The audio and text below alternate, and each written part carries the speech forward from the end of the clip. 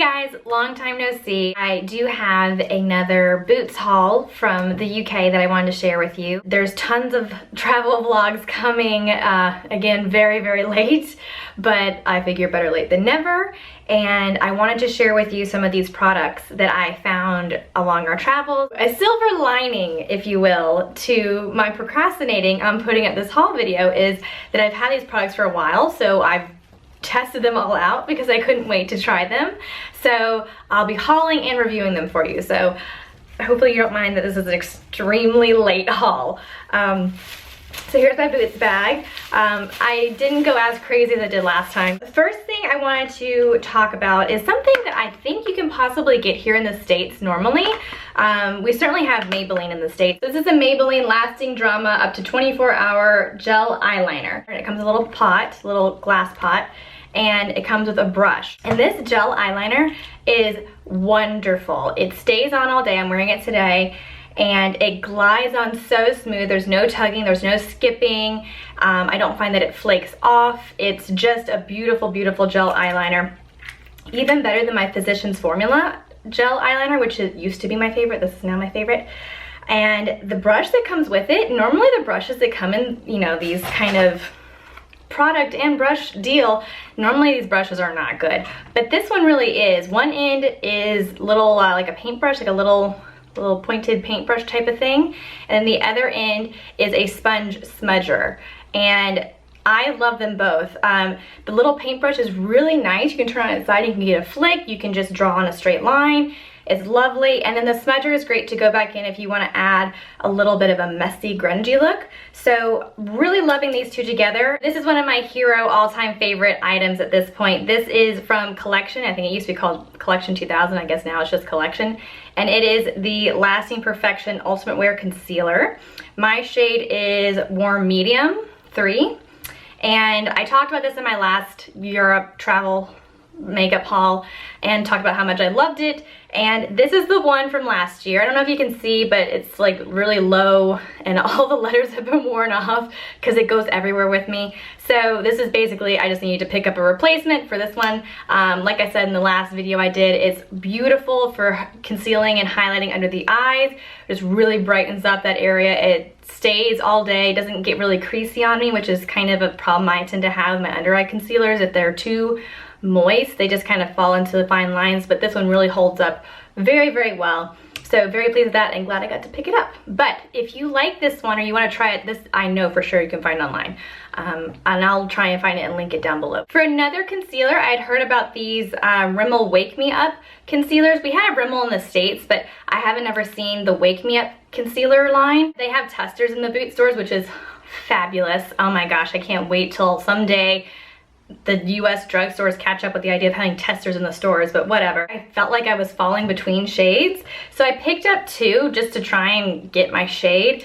And the two that I picked up are Classic Beige and True Ivory. They're pretty close, but one's just a little bit darker. And actually, neither is quite my shade. If I mix them, I can kind of make it work. But this one has not been a huge hit for me, not like the Collection concealer. I was thinking about using it more, not under my eyes, but just as like concealing spots and things like that. And I just haven't found that it wears well throughout the day. It seems to, I put it on and it looks okay, covering up a spot, and then throughout the day I'll check back and I'm like, did I put something on there at all? Like, where'd it go? They don't seem to last the full day on me. So I'm not sure if it's the climate that I live in, I'm not sure if it's skin type, but these guys for me weren't that big of a hit, unfortunately. Next I picked up two powders. So the first powder is the Soap and Glory Kick-Ass powder. I know, pardon my French, but that's what it says. It's kind of a yellowy tone powder, but since it is translucent, I don't find that it really changes the color of my foundation that much. I don't have a ton to say about this. I think it's a perfectly great touch-up powder throughout the day. I'm not sure that I've seen a huge difference from other touch-up powders that I've used for, you know, taking down oiliness and blotting, that type of a thing. It's certainly not something that I would say is a highlighting powder in any kind of a way. It's just a slight brightness that it brings because of the yellow tone in this. Last year I picked up the Bourjois Healthy Mix Foundation, the liquid foundation, which I absolutely love. I'm still working on that bottle. It's in my bathroom right now. It's a beautiful, beautiful foundation, very luminous, light.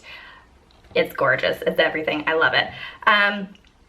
And I decided to pick up the powder this time around because I wanted to kind of pair them together to see how they work together, and I really like this powder. So in the foundation I am light beige, so I got light beige in the powder as well, and it's just a very slim compact, which I appreciate. Just for comparison, you can see how much fatter the Soap and Glory one is than this one. So the Bourjois one I think fits really nicely in a little purse or like to-go pack to carry around with you for touch-ups. And it has a lovely mirror inside, and then this is the color right here. And it's just a very, very smooth powder. It's very finely milled. It really goes on like velvet. And I do think it pairs really nicely with the Bourjois Healthy Mix Foundation because that one can be quite luminous. I definitely have to set it, especially in my T-zone. So this one's really nice to just kind of go in there and mattify. But I do think since Bourjois seems to kind of go with more of the glowing natural look, it doesn't mattify to a point where I look chalky or cakey or anything like that. So it's just a very velvety, very pretty look to the skin after I use this powder. So really, really like this powder. Would definitely recommend. The only thing I will say is on the front it says 10-hour matte finish.